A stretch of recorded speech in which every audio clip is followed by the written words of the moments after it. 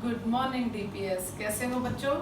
आशा करते हूँ कि आप घर पर होंगे, सुरक्षित होंगे, स्वस्थ होंगे। ठीक है बच्चों, आओ चलो शुरू करते हैं हम अपनी कविता का बेटा अगला पहरा। बेटा मनुष्यता कविता हम कर रहे हैं। इस वीक पूरा वीक हो गया हमें ये मनुष्यता कविता करते। आज उसके अंतिम जो 2 पहरे रहते हैं वो मैं आपको आज मैं करवा देती हूँ। ठीक है, चलो बच्चे। हाँ जी, अब पहरा नंबर 7। हाँ जी, मनुष्य मात्र बंधु है, यही बड़ा विवेक है। पुराण पुरुष स्वयंभू पिता प्रसिद्ध एक हैं। फलानुसार कर्म के अवश्य बाह्य भेद हैं, परंतु अंतरेक्य में प्राणभूत वेद है। अनर्थ है कि बंधु ही बंधु की व्यथा हरे, वही मनुष्य जो मनुष्य के लिए मरे। हाँ जी, तो बेटा यहाँ पर क्या बताया गया है? विवेक एक गुण है मनुष्य का। वो कौन सा गुण है? देखो बेटा, मैंने आपको जितने भी पहरे करवाए सब पहरे में एक एक गुण का बेटा वर्णन किया गया है। इस पहरे के अंदर विवेक को लिया गया है। विवेक का अर्थ क्या होता है बेटा? कि मनुष्य अपनी बुद्धि के जरिए जब उसको ये पता लग जाता है क्या सही है क्या गलत है, तो बेटा उसका विवेक जागृत हो जाता है। विवेक जागृत हो जाता है यानी कि कहने का भाव है उसे अपने अच्छे बुरे की जब समझ आती है तभी उसका विवेक जागृत होता है। मनुष्य के अंदर इतना विवेक होना चाहिए, उसको इतनी समझ होनी चाहिए कि उसके लिए क्या अच्छा है और क्या बुरा है। हाँ जी, आइए अब बेटा, मनुष्य मात्र बंधु है, यही बड़ा विवेक है। मनुष्य केवल बंधु है यानी कि मित्र है, दोस्त है, भाई है, सखा है। उसकी बुद्धि में इतनी समझ होनी चाहिए, यही बड़ा विवेक है। यानी कि यहाँ पर मैथिली चरण गुप्त जी कहते हैं कि मनुष्य का सबसे बड़ा विवेक यही है कि वह संसार में सभी को अपना भाई समझे। क्या समझे? भाई, बंधु, सखा समझे। वास्तव में सभी मनुष्य परस्पर बंधु हैं यानी कि मित्र हैं। यह बात सत्य है। किस प्रकार सत्य है? पुराण पुरुष शंभु पिता प्रसिद्ध एक है। चाहे इस संसार में कितने भी धर्म क्यों न स्थापित कर दिए गए हों, लेकिन एक बात है कि एक नूर से उपजा सब संसार। ये गुरु नानक देव जी की वाणी है बेटा। एक नूर से उपजा सब संसार यानी कि एक नूर, एक प्रकाश से ही हम सभी की उत्पत्ति हुई है। इसलिए हम सभी यहाँ पर बंधुत्व की भावना रखते हैं, एक दूसरे के प्रति भाईचारा रखते हैं। हाँ जी, पुराण पुरुष यानी कि पुराणों में भी, वेदों में भी यही कहा गया है। स्वयंभू यानी कि शिव यानी कि पिता एक ही है, सबके लिए एक ही परमात्मा है। फला अनुसार कर्म के अवश्य बाह्य भेद हैं और मनुष्य को अपने कर्म के फलों के अनुसार ही फल मिलता है। जो उसके कर्म होते हैं उस पर ही आधारित होते हैं उसके बेटा फल। यहाँ पर क्या बताया है? क्योंकि पुराणों में परमात्मा को सभी मनुष्यों का एकमात्र पिता बताया गया है। वह है स्वयंभू, जो स्वयं ही पैदा हुआ हो। वही एकमात्र पुरुष है, वही सबका जन्मदाता है। यह तो ठीक है, लेकिन कर्म के अनुसार ही सबको भिन्न भिन्न वो दिखाई देते हैं, अलग अलग हमें प्रतीत होते हैं। क्योंकि जो जैसे कर्म करता है वैसा ही उसको जन्म मिल जाता है। परंतु अब यहाँ पर क्या है? परंतु अंतरेक्य में प्राणभूत वेद है।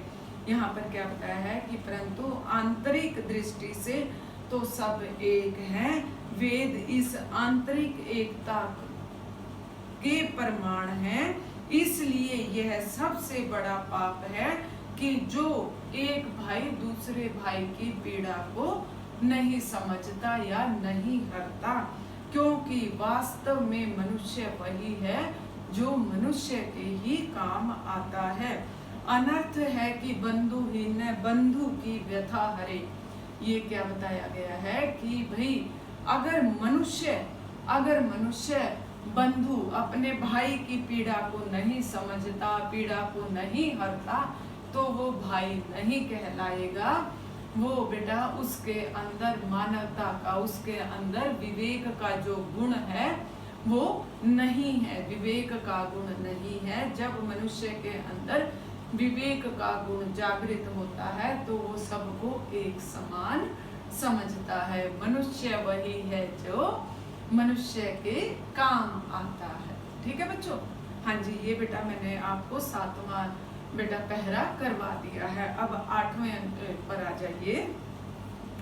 चलो अभीष्ट मार्ग में सहर्ष खेलते हुए, विपत्ति विघ्न जो पड़े उसे ढकेलते हुए, घटे न हेल मेल हाँ बढ़े न भिन्नता कभी, अतर्क एक पथ के सतर्क पथ हो सभी, तभी समर्थ भाव है तरता हुआ तरे, वही मनुष्य जो मनुष्य के लिए मरे। यहाँ पर कविवर क्या कहते हैं, गुप्त जी कहते हैं कि तुम सब सामने आने वाली जो विपत्ति है, विघ्न बाधाएं हैं, उनको ढकेलते हुए प्रसन्नता पूर्वक अभीष्ट मार्ग पर चलते रहो, यानी कि आगे उन्नति के मार्ग पर अग्रसर होते रहो, बढ़ते रहो। हाँ जी, विपत्ति विघ्न जितनी भी विपत्ति आ जाए उनको ठोकर मारकर तुम आगे की ओर बढ़ते जाओ। घटे न हेल मेल हाँ, हमें आपस में हमारा हेल मेल नहीं घटाना चाहिए। क्यों नहीं घटाना चाहिए? क्योंकि इससे हमें बंधुत्व की भावना को हमें और भी अधिक दृढ़ मजबूत बनाना चाहिए। बड़े न भिन्नता कभी, और हमें एक दूसरे के प्रति अलगाव की भावना नहीं रखनी चाहिए। अतर्क एक पथ के सतर्क पंथ हो सभी, चाहे भगवान के रास्ते के मार्ग चाहे कितने भी अलग अलग क्यों न हो। कहने का भाव है हर मनुष्य ने अपनी जाति के अनुरूप अपने धर्म के रास्ते पर अग्रसर होता जा रहा है, कहने का भाव है। लेकिन अंत में तो उस परमात्मा के घर जाना है सभी को। तो इसलिए यहाँ पर कविवर क्या कहते हैं, चाहे हमारे मार्ग उन्नति की ओर, परमात्मा की ओर बढ़ते हुए, सबके मार्ग चाहे अलग अलग क्यों न हो, लेकिन अंत में हमें उस परम पिता परमात्मा के घर जाना है, और वो घर एक ही है। अतः हमें ध्यान रखना है कि विभिन्न मार्गों पर चलते हुए तुम्हारा परस्पर मेल मित्र भाव कम न हो, और हमें भेदभाव को भूलकर आगे बढ़ते रहना चाहिए। मनुष्य की जो समर्था तभी है जब वह स्वयं भी पार उतरे और दूसरे को भी अपने साथ लेकर चले, क्योंकि वास्तव में मनुष्य वही है जो मनुष्य के काम आता है। यहाँ पर इस पहरे में बेटा, इस अंतिम पहरे में यही बतलाया गया है कि विपत्ति का सामना करते हुए हर मनुष्य को आगे बढ़ना चाहिए। और बेटा दूसरी बात इसमें ये बताई गई है कि मनुष्य स्वयं तो आगे बढ़ता ही है, अगर उसके आजू बाजू में कोई असहाय लोग हैं उनको भी साथ में लेकर चलना चाहिए, उनको भी उन्नति के मार्ग पर आगे की ओर अग्रसर करना चाहिए। मनुष्य वही है जो बेटा मनुष्य के काम आता है। बेटा इन दोनों पहरों में एक विवेक के बारे में बात की गई है, यानी कि हमें अपनी समझ के अनुसार कार्य करना चाहिए, अच्छे बुरे की हमें पहचान होनी चाहिए। कर्मों के अनुसार ही फल मिलता है, कर्मों के अनुसार हम अपना अपना जन्म भोग रहे हैं, लेकिन अपना अपना जन्म भोगते हुए हमें हमेशा उन्नति के मार्ग पर अग्रसर होना है। ठीक है बच्चे, ये बेटा दोनों के दोनों मैंने आपको करवा दिए हैं, पूरी कविता हो गई है। 2 वीक में जाकर हमारी कविता हुई है। कोई बात नहीं बेटा, कविताएं कुछ लंबी होती हैं, और बेटा जब तक वो आपको समझ ना आए तो मेरा समझाने का कोई फायदा नहीं है। तो इसलिए हर एक पहरे के साथ कोई ना कोई बेटा आध्यात्मिक बात जुड़ी हुई है, और बेटा कोई ना कोई एक कहानी जुड़ी हुई है, इसलिए हमें इस कविता में अधिक समय लगा। ठीक है बच्चों?